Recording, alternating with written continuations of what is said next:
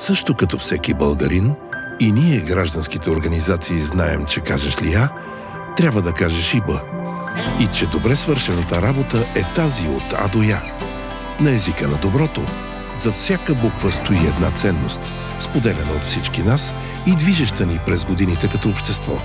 Тези ценности са в основата на гражданските ни права и трябва да се отстояват, защото ни обединяват всеки ден.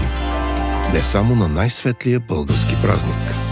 За 24 май в Българската азбука на чудесата вдъхновено събираме ярки и ценни примери на грижа за повече българска култура и изкуство и по-силни наука и образование.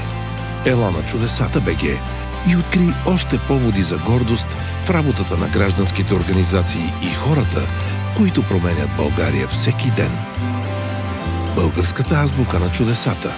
Нека заедно говорим на езика на доброто.